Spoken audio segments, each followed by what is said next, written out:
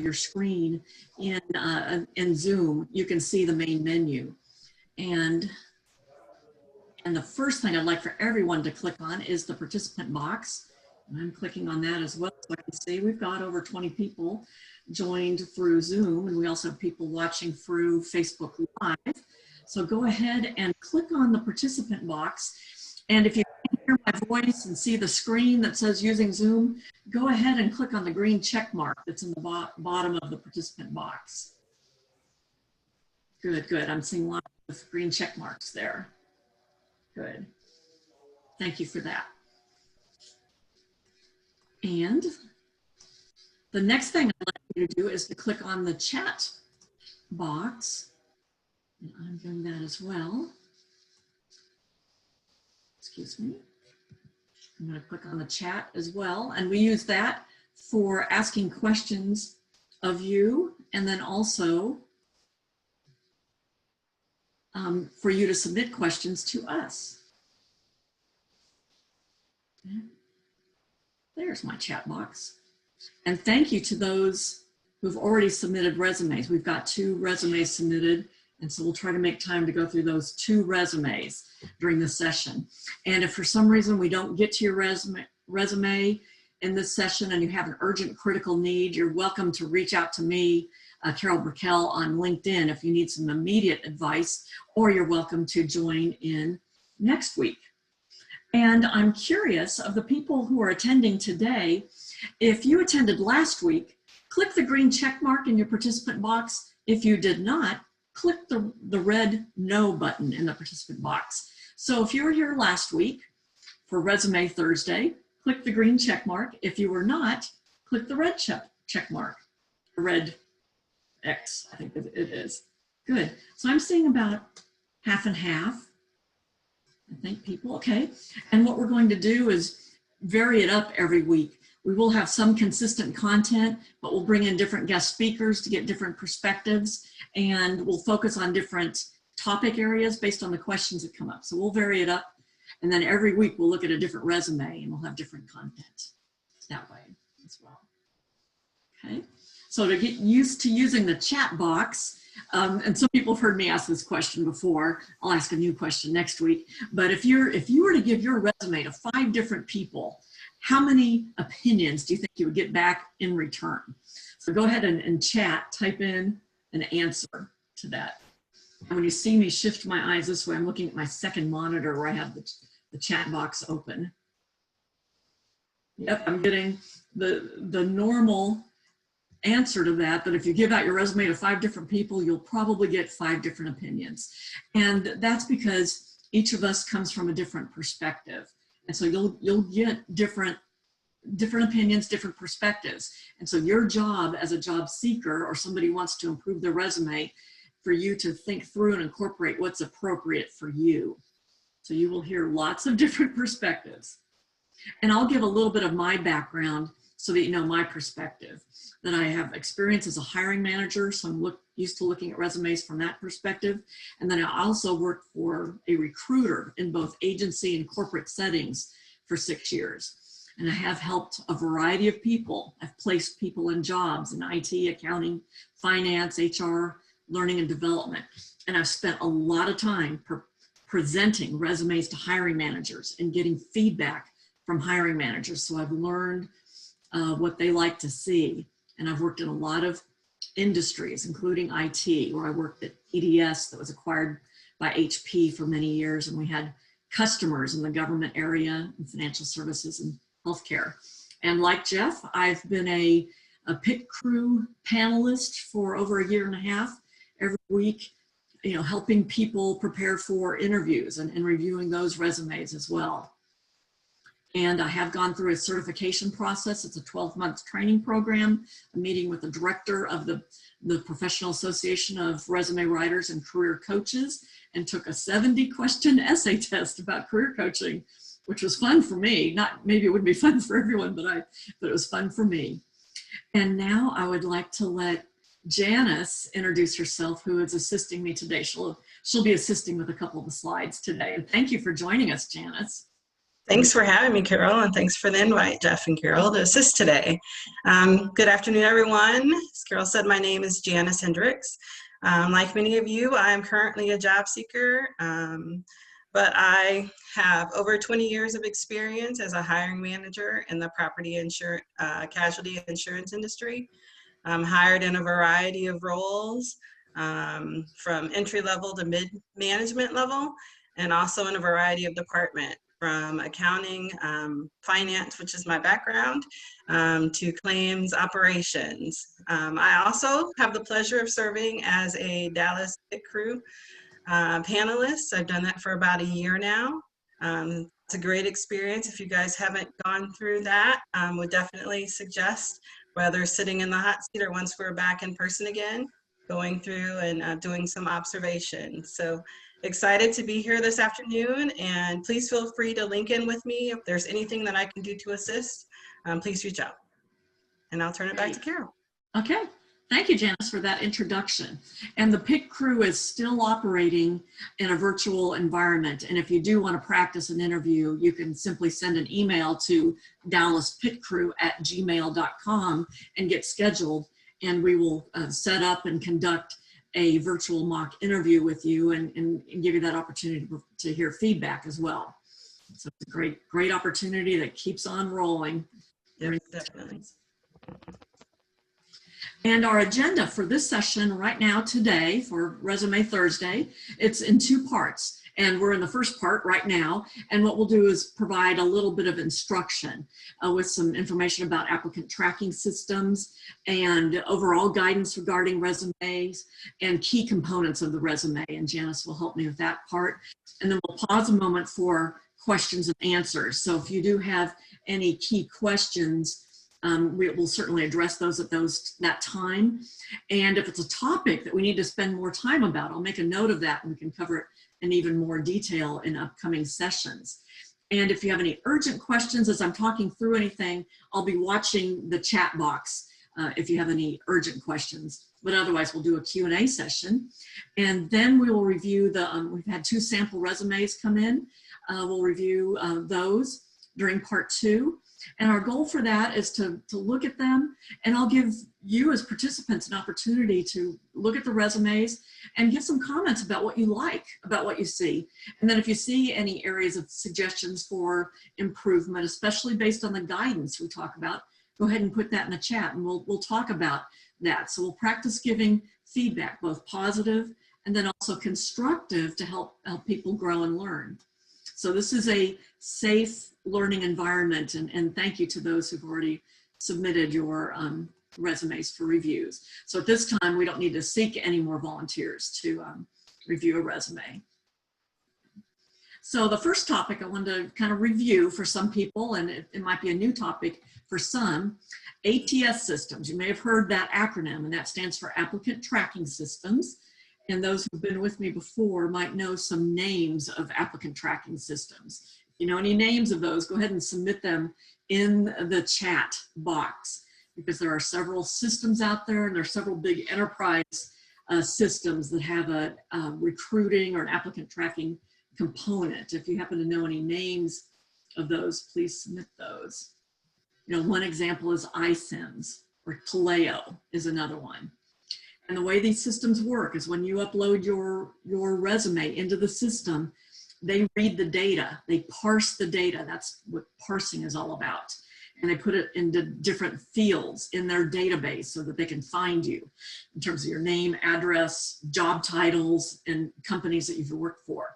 So if you have any special characters, underline, bold, or well, bolding I think is okay, borders, those boxes, special bullets, that can throw off the parsing process. And so your data may not get read properly. So for your version that you're uploading in the ATS system, you want to have it clean of no special characters, with the exception of the little round bullet mark. I did some research, and most tracking systems are fine with those. And then the thing that the applicant tracking system is looking for is a match with keywords in the job description, because they will prioritize the resumes. And if you want to practice offline and review your resume in comparison to a job description, there's a tool called jobscan.co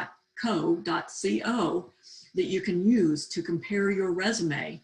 And it will tell you if you have a 80% match or a 20% match. And if you end up with a low match, you may want to reread that job description and change the language and the keywords and areas of expertise to match the language of the job that you're seeking. Of course, areas where you do have the experience. And then also in applicant tracking systems, you have the ability to upload a resume as an attachment. And some people choose to create two different versions of their resumes. And give me a green check mark if anybody has two different versions, like one that's clean with no formatting for an ATS and one that has some fancy formatting. So some people choose to do that. I'm one of those that chose not to do that because I didn't want to keep track of both. I just use my clean resume for both situations. That's a personal choice. And then also with resume or applicant tracking systems, you can also upload a cover letter. Some require you to do that. I wouldn't spend a lot of time on that and just make it a simple format and say, I'm pleased to submit my application. And this is a summary of how my experience meets your requirements. Maybe have a table with requirements and a sentence or two about how you meet those requirements. I'll tell you the truth, as a recruiter, when I opened a job opening and we would get 100, 200, maybe 300 applicants, and the applicant tracking system would sort them for me, I'd go through the top 10%. That's still maybe 30 resumes. I wouldn't even have time to go through all those. And I never had time to click on the cover letters. Just from a recruiter perspective, in the ATS system, I didn't have much time. So that's just a little secret. Okay. How long should a cover letter be? I would say just a page or something that can fit on a screen in an email.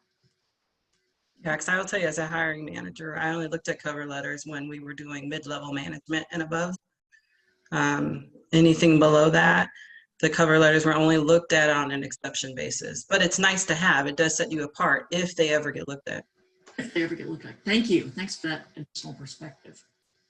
So overall characteristics of good resumes, the overall goal is to make it easy for the system, the ATS system, and the screeners, whether that's the recruiter or the hiring manager, to determine that you're a good match for the job. It's not to wow them with the bells and whistles and formatting and everything. They want to see if you're a good match for the job. Now, if you're a creative designer, it might be nice to have a version that's creative. Okay. And in terms of making it easy, you want your format to make it easy to read, and we'll show some ideas about formatting. And overall length, and those that have been with me before probably know the answer to this, but I'd like for people to guess in chat, type in what you think is the best optimum length for a resume. How many pages do you think it should be? Give it a second to see. Yeah, everybody's saying 2 pages, 1 to 2, depending on your role and your experience. And I have seen some people able to fit all of their experience onto 1 page. And some people have also created a 1-page bio, which is a very different type of document versus a chronological resume that shows all of your job history. A bio is something that can be used for more informational discussions with people and emphasizes your accomplishments and maybe some accolades and summarizes your various experiences. But 2 pages is really a good optimum. I've seen some go on to 3 pages, especially for highly technical roles that may go on to a 3rd page with additional publications or certifications. Janice, what's your favorite length of a resume when you're reviewing them? 2 pages. Anything 2 pages, beyond okay. that, yeah, anything beyond that, and you typically don't have time to get to the 3rd page. Yeah, and 5 pages, I'm losing track of the pages. Jeff, do you have any favorite number in terms of when you're reviewing resumes? Do you like to see 2 pages or 5 pages or? Well, to me, the thing would be, if it doesn't relate to the job, don't put it on your resume. only put what's relevant and if it's not asked for in the job requirement, don't put it on the resume, because your resume is strictly a way to get them to call you up, and you want the hiring person to call you up. So don't tell them miscellaneous information. Yeah, great. Thank you. And we've seen some people do that, especially as they're transitioning to a new job and emphasizing those skills for that new job. Good. And then in terms of number of years, I get that question a lot regarding resumes.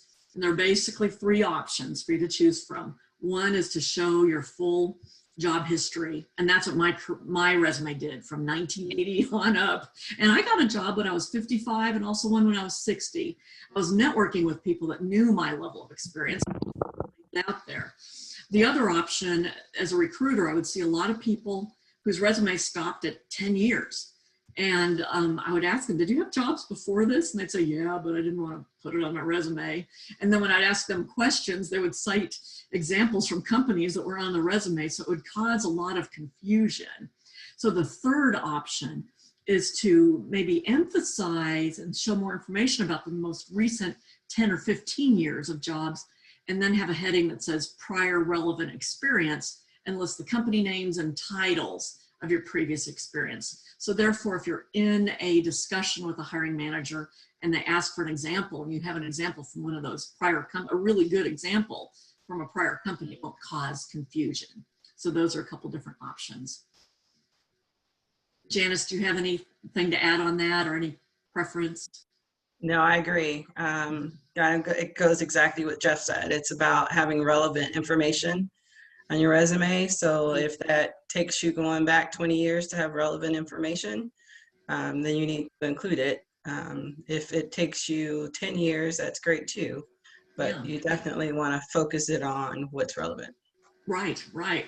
Yeah, some people say, they don't want to tell a story from a long time ago, but I had one project in 2004, so it was over 15 years ago, and I can describe that project like it was yesterday. I was implementing a global leadership development program to 50,000 leaders around the world, and I can walk through that and tell that story as if it were yesterday, and I think that's fine to do that. One more thing I'd like to sort of throw in there, we talked about page length. If you're applying for a job with the government, they want to know everything you did since you scooped ice cream at Baskin Robbins in high school.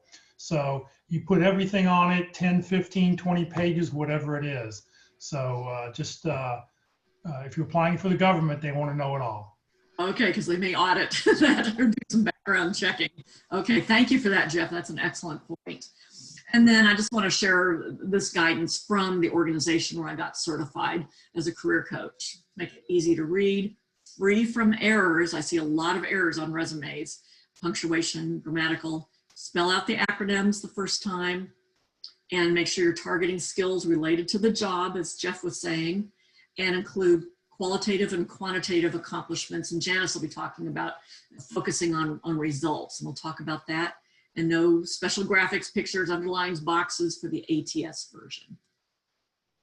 Now we'll quickly kind of walk through the key components of a resume, and we're presenting a very standard version of a resume based on the years that I've worked, but also based on the certification program that I've been through, and also one of the versions that's taught in the DFW career transition workshop that is taught regularly.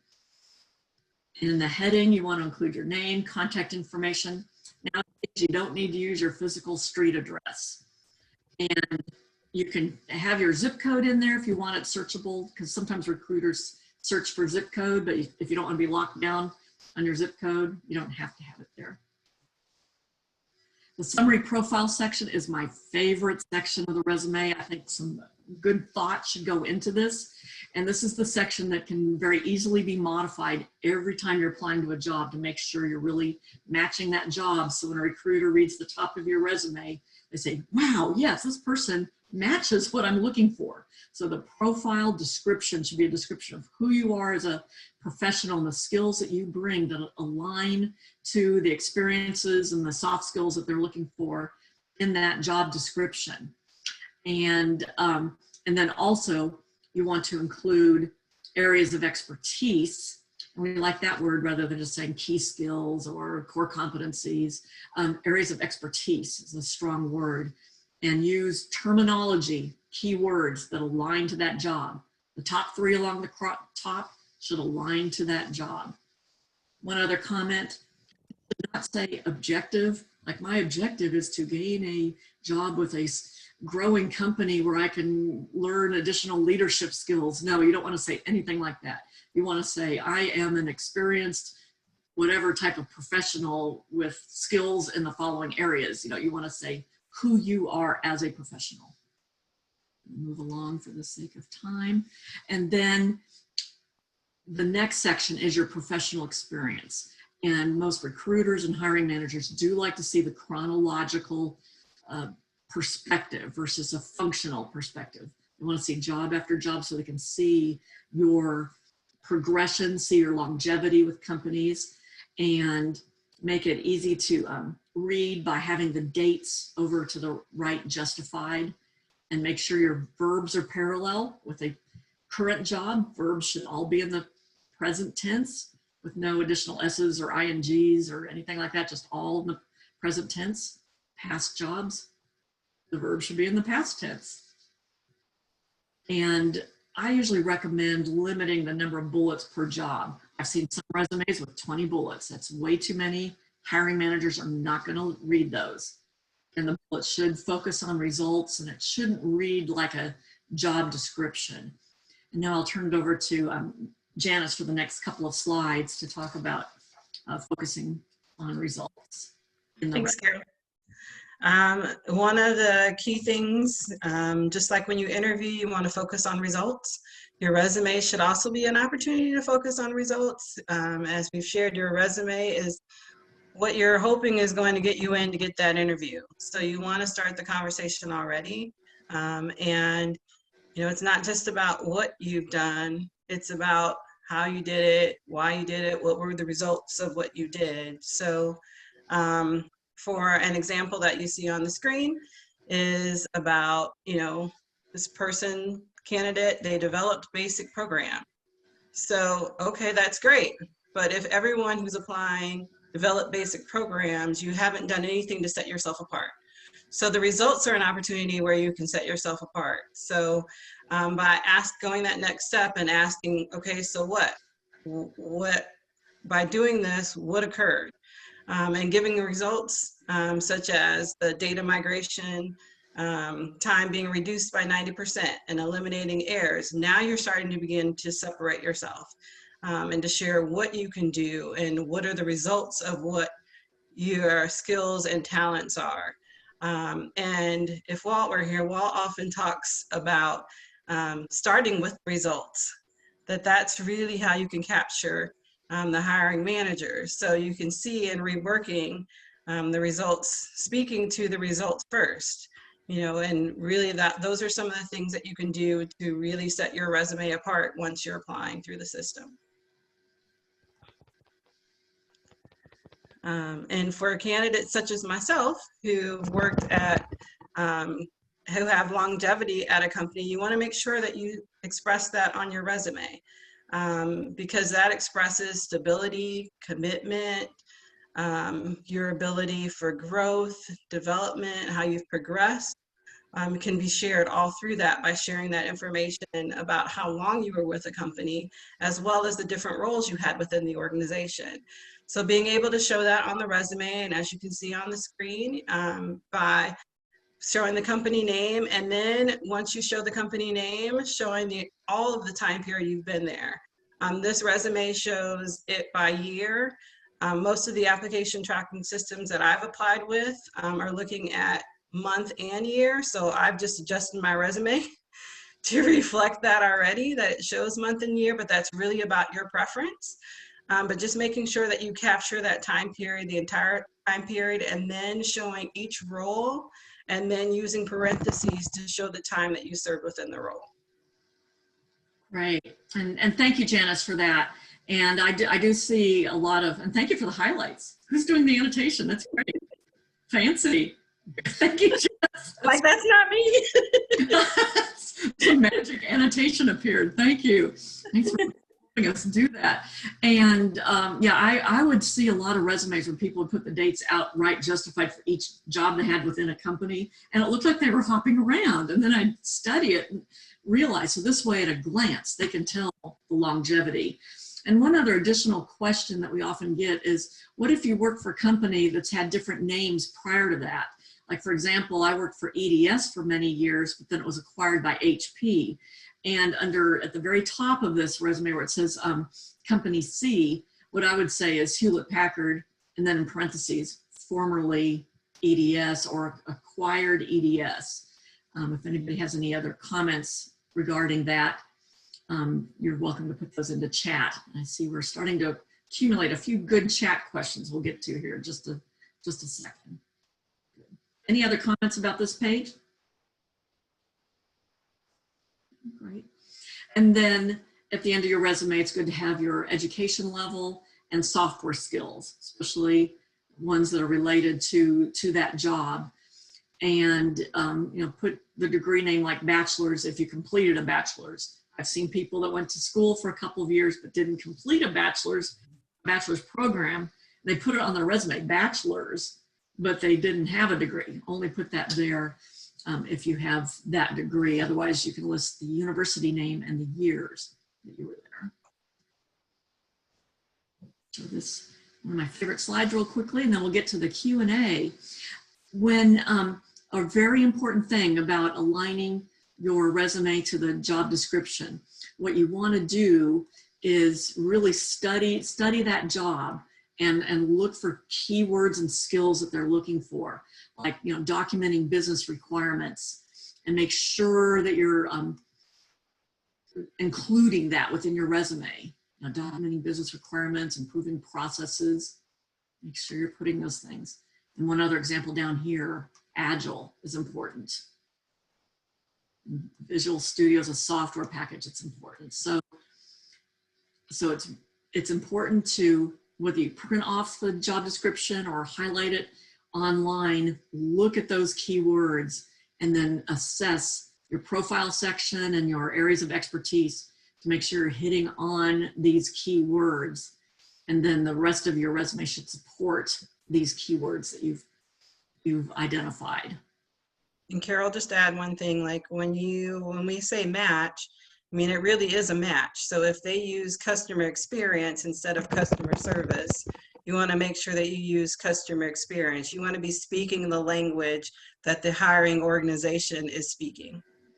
Very good. And thank you for bringing that up, because the ATS system would be looking for, yeah, experience. Yes. Customer experience. That's a great example.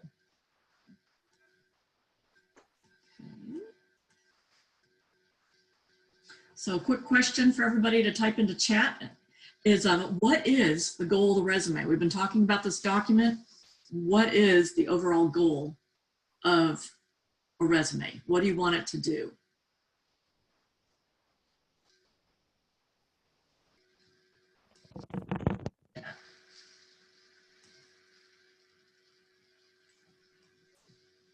And I'm seeing a lot of answers coming in.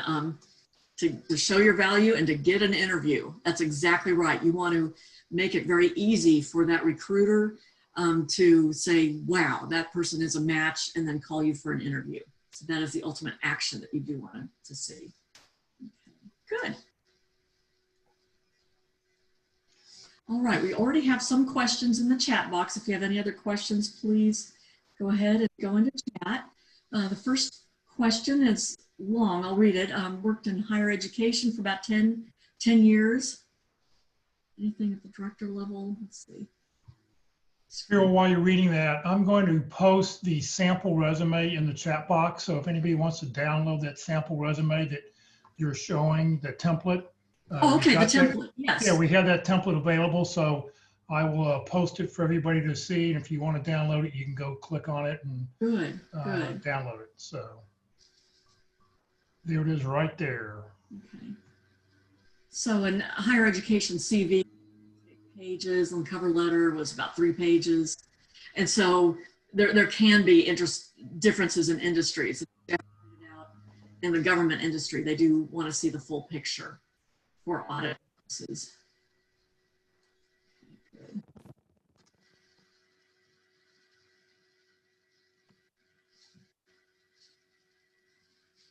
Sorry, my chat box is jumping. Okay. And somebody said, if you've had jobs not related to the job you're applying for, how do you handle gaps in employment if you didn't include them in your resume? You had jobs not related. So it sounds like you may have had some jobs that weren't related to what you're applying for. If you leave them off your resume, that becomes a gap. So that's a decision to kind of think through, maybe on a one-on-one basis, either with me as a coach. We could talk through that. It might depend on what those were. I like to see, if somebody's out of work for a year or so, I mean, the fact that they're working at another company, I think that shows strength, that you're willing to get out there and work, even if it's not related to the job. And in today's economy, as a recruiter, I've seen that more and more. Well, people say, well, between jobs, I was looking for a job, but I got this job at Home Depot, and I respect that. I'll ask my other panelists, does anybody else have any other view on that? I think you list those jobs. You just don't list any bullet points underneath it because they're not relevant. Yeah, that's a good point. That's a good I definitely agree with Jeff that I think you definitely want to list those jobs. You don't want to, if there haven't been any gaps, you don't want to open up the question about whether there are gaps. You want to keep the conversation focused. So the easiest way to do that is to list them, but don't show any bullet points, because if there isn't anything relevant, then you don't want that to be a distraction either. And I would even say, take it one step farther. If you happen to take off a year or two to take care of your parents or somebody who's not well, you can list a job that you were a caregiver, and you just list the dates and you show that this is what you did for that year or two while you were, while you weren't working, but you really were working because you were taking care of your parents and doing a lot of things that had to be done. Mm-hmm. Yep. Yeah.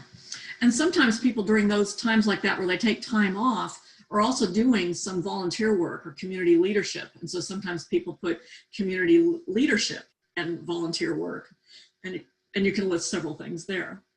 Good questions. And I think the other question that came in is related. What if relevant experience is not showcased in a chronological order with gaps? So I think that's kind of related. I think we've addressed that. Yeah. If anybody has any answers, you can let me know. I see the next question about it's a good way to quantify bullets if you don't have access to the database for your old company. It doesn't have to be exact. Mm-hmm. So try and get as close as possible. Another good way is, this is a great time to network. So network back with people who may still be there or people who work there when you work there. They may be able to give you some good reference point to help you get to those quantifiable results. Remember, every one of those bullet points should be a star story. So you've got to be able to tell it. If you put in that you were at 98% of whatever, you need to be able to justify and tell a story about how you did that. So just, if it was 97.6% and you put down 98, 97%, whatever it is, just be able to justify whatever it is you put down. Mm-hmm. And I'd say a lot of resumes too, where it just uses, especially in non-sales jobs or non-accounting jobs that aren't as specific, increased productivity or decreased something. Okay, good. And another question, what if you were laid off as a result of the business effects of the virus? And this would probably come off, it would show that you would show your most recent job. Maybe it was up to March 2020 or April 2020, that would be the end. If you're doing any current volunteer work now, I would add a line above that on your resume saying community leadership and volunteer work, and list what you're doing. Or if you're taking education classes, you could list that there, or just have it end at that time. And then during the interview, when they ask you, okay, what was your reason for leaving? We have a little formula that we teach. And Jeff, I've just gone through the process of teaching this. And if you want me to teach for one of your sessions, I'd be happy to do it, talking about reasons for leaving. If somebody asks you your reason for leaving, say that, I was at that company for, say something positive. I was at the company for, 3 years and I contributed a lot and learned a lot. However, due to the the pandemic, we've experienced a downsizing, but they treated us well. They gave us a severance package, if they gave you a severance package, and I have references from there. So you want to say a positive statement and just say a brief sentence for the reason for leaving. So hopefully I addressed your. And I doubt seriously that there'll be many hiring managers that will be questioning why you were laid off in February, March, or April this year, No. even May. I think that, you know, a third of the working community has been laid off, and I think they'll understand that. Yeah, all you have to say is due to the pandemic or whatever you want to call it, we experienced a downsizing. That's all you have to say. That's all you have to say. And one specific data point I've heard from staffing agencies is the number of job openings have been reduced by 30 to 50%. But there are still jobs out there, and every week we hear of people getting jobs. It is just a little more competitive, so you do have to try a little harder. Okay. And I think that's it in terms of questions. Okay. So at this point, I'm going to stop sharing my PowerPoint for a moment. And now I'm going to share one of the resumes.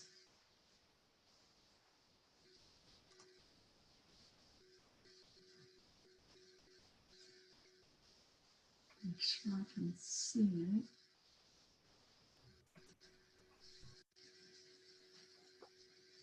All right, I have to give these two people bonus points because it looks like they both submitted a PDF file. So. Oh, good. And we were talking about even asking that. Yes, but bonus points for both of these people who submitted. Hold on a second. Let's see.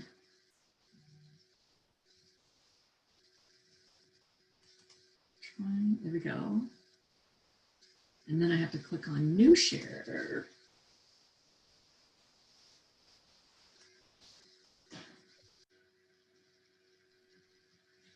Do you see a resume on the screen? Yes, we do. You just need to, if you can zoom in a little bit, make it a little bit bigger, that'd be great. Okay. Perfect.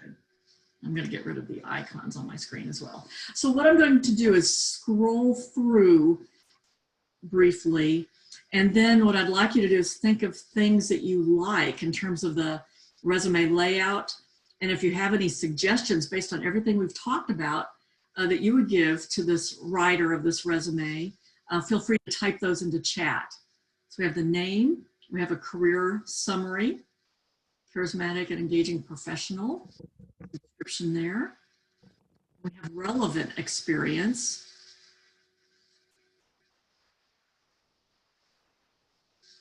With different roles within this organization.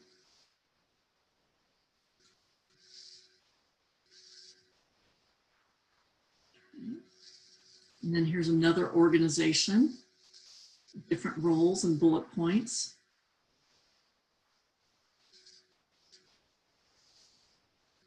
There's some technical competencies that look like they would be important for that industry.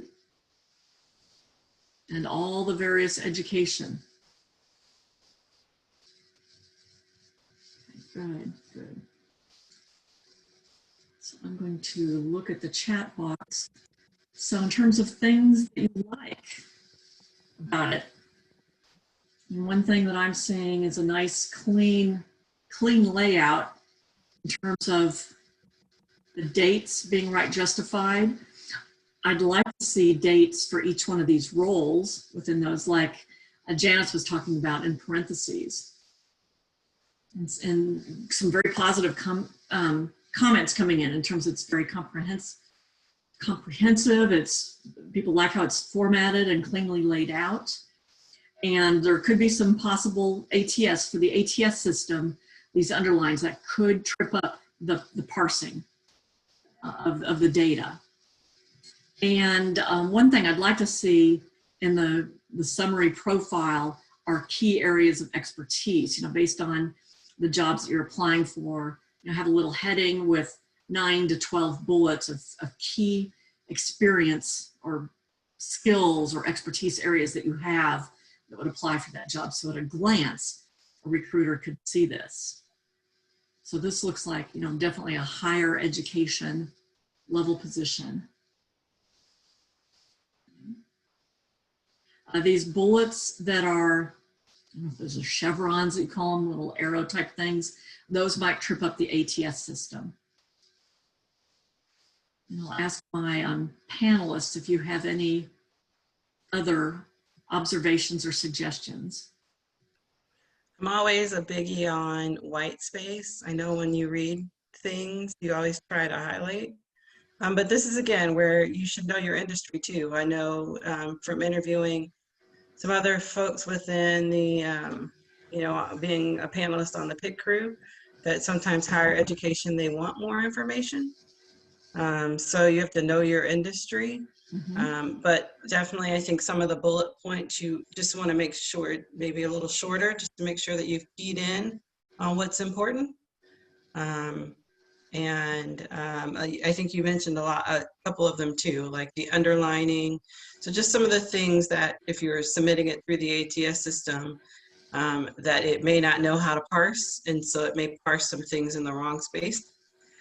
So just being cautious, and like you said, I noticed that some of the positions, just adding some dates to them. And now that I look at these, they may not be positions, they might be functional areas, maybe within that job, potentially like program development, global experience, administration. Those might be functions of a particular job. Okay. Yeah. I think that at the very beginning, I think the career summary is it's too much information. Shouldn't be more than 4 lines at the most. That's just my head spinning when I see that much information. But once again, being education, it's a little bit different than what most people are doing for resumes. Right. People might read more in higher education. Typical hiring managers in corporate. Yes, read 3 or 4 lines and then the rest of it becomes just gobbledygook. So, okay. So yeah, it looks like these are functional areas. So really the roles are assistant dean and then director. So that you'd want to put the dates next to those roles. Well, let's see, is that the same university? I don't know. It's a little hard to tell. Oh, that might be, I can't tell. The other thing, what do you recommend as far as the beginning of the second page? I don't really see anything that sort of, if the 2 pages got separated, how would somebody know where page 2 is and what it connects to? And what do you think about the break there of a job breaking right in the middle? Those are 2 things I'd like to hear about. Sure. It is a best practice to have the name, phone number, and email, the contact information on the top of that second page. But if you put it in the header, it won't be picked up on the ATS, so it needs to be in the body of the document. And yeah, when we split up information, if there's just one bullet, it's called widows and orphans when you split those up. So you'd want to have your page break maybe in between these bullet areas and not split up text within a bullet because you end up with a line or 2. I mean, that bullet is 7 lines long. That's 5 lines too long. I mean, two lines really should all you should have for a bullet point. Right, right. Okay. Except within higher education, we don't know if they might want to see something in that format. I don't know as well. And then acronyms, you know, I said to always spell out an acronym the first time you use it. Now in this particular resume, if they spelled out every single acronym, it would probably add a page. So some of these might be very industry, like EPA is very industry recognizable. The things that maybe aren't as well known should be spelled out the first time as well. Okay. Any other comments on this one? Okay. I'm going to pull up another one.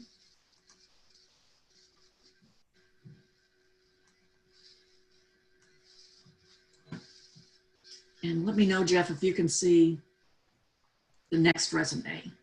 John. Is it John Doe? Yes. Yep, you're good. Okay, good, good. All right. Well, thank you for whoever submitted the John Doe resume.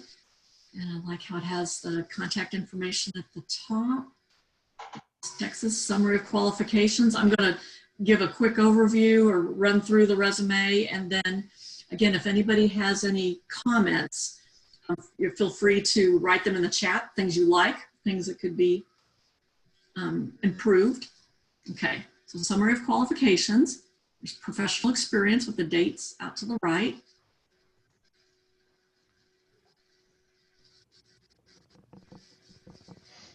Okay. Designer. And then technical skills and education. Everything fits on one page. Okay. All right. So in terms of layout, it is very clean. And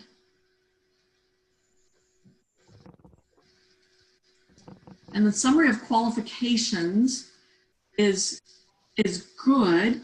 And we do tend to recommend having a more of like a lead-in couple of sentences, maybe 3 lines. I'm looking for my sample to show. 3 lines profile with areas of expertise, bullet points, and 3 columns in the format that Jeff is sharing. So I'd recommend having a lead-in sentence or 2, because that gives the reviewer a chance to read your writing skills in terms of reading sentences and paragraphs. And let's see, and you want to make sure these qualifications are relevant to the job you're applying to. And I typically don't say the number of years, because in my resume would say over 38 years of experience. I would just say experienced. And many job descriptions say, looking for 5+ years of experience. So you don't always have to say the total number of years of experience. And under this job, I would put the dates. If these are two different roles, if they were in different dates, I'd put those in parentheses. It's a little unclear to see if you're currently working at this job or not. If you're still working there, I would say to present. If not, I would say 2016, but I'd probably go ahead and put in the months, 2016 to whatever the month for 2020 is. And if it was past tense, I would change all the verbs to past tense. Now, if you're still working there, I would change the resume to 2016 to present and keep everything in present tense. Does anybody else have any comments? Yeah, I would just say, just like we've talked, just making sure you can add some star stories, so some results. It reads as a lot of activities. And I know when you do customer service, it's about dealing with difficult situations, communication. There's a whole lot of things that could be pulled out. And also from a result standpoint, did you do something to increase revenue, or, I'm, not really sure what all there may be, but just kind of looking back to see if you have any quantifiable results that could be added. Yeah, any results or accolades. Mm-hmm. And you could try, Janice's trick for every bullet, say, managed client information database. So what was the impact of that by managing that database? How did that impact the business? Were you able to streamline anything? Were you able to identify new clients or be able to organize the information about the clients in a new way? Good.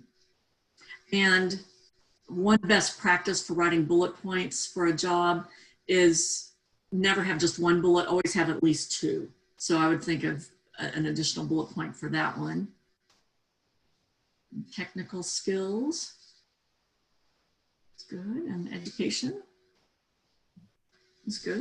Yeah, so it's nice and clean. Nice. Mm-hmm. I do wonder, with all this experience, how it fits on one page. Yeah, so I'd really think through some of these bullet points and think through your accomplishments. You might be able to add some more. Okay. And I see one more comment. Someone with experience with higher education, the length is not usually a problem. So, and somebody said, in the hiring committees I sat in, you do want to make sure that your bullets are The STAR method. So somebody from higher education is saying for those higher education resumes that it's okay to have multiple pages and details for those experiences in the STAR method, which tells the situation, task, the actions, and the results. Okay. Somebody mentioned the point size might have been too small on the other one. Okay. So I think that's what we had for today.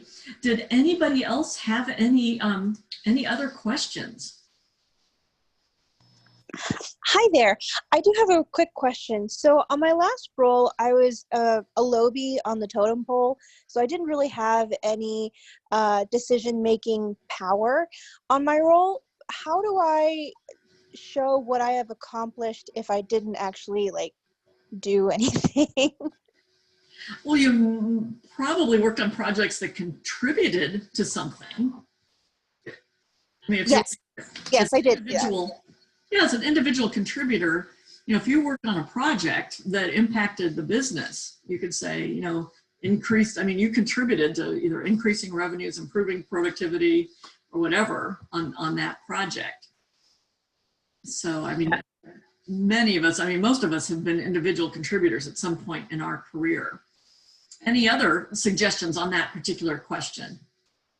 Yeah, I think if you've been an individual contributor, you have contributed and achieved something, which is why you stayed. Because if you weren't contributing, they would have let you go sooner. So just think back to, you know, even if in an administrative role, you know, where you may have been keeping calendars. Well, by keeping that person on track, you allowed them to increase their productivity. So it's really thinking about why you did. You know, going back to that results slide, it's about, you know, okay, so what was the result? Why did you do what you did? And that's where the work gets done. Yep. I think if you think of it in that terms, not so much, because it's not always about the job title or the level. It's really about what you contributed, and you were doing those things for a reason. Now, we always have those roles, those things that we do that we just have to do. You know, checking a box for something. So those are always harder, and those probably aren't as relative to your resume. So you might go through and find some of those, and you can pick those pieces out of your resume because they're not as pertinent. But you know, for those key roles that they're asking for, or those duties they're asking for in the job description, if you've done those things, more than likely there is a reason behind why you achieved what you did in doing those roles. And it's taking those steps back and asking yourself, well, why did I do that? And what happened because I did that? And you think about it on the flip side, the manager is just really overseeing it and you're really doing the work. so you individual contributors are getting the work done. So. Exactly. Awesome. I see we're at the top of the hour now, Jeff. So I want to see if we have time. Right. Yep. Let me wrap up here. Carol, I want to thank you very much for your time. Oops, come on, slides, advance. Janice, thank you very much for sitting in with us today. Tomorrow, please join the North Dallas Plano Career Focus Group. Our topic tomorrow is going to be open forum.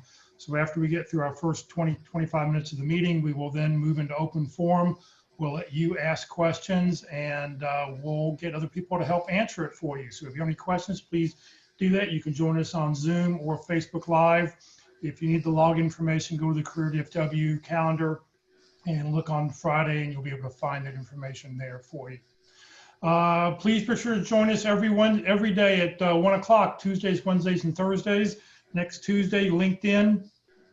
Ruth Lipsky will be talking on LinkedIn next Tuesday. Interviewing, it'll be session number 4 on interviewing. They'll be talking about video interviewing. We'll be back right here again next Thursday for effective resumes, and then on Fridays, the North Dallas Career Focus Group is meeting.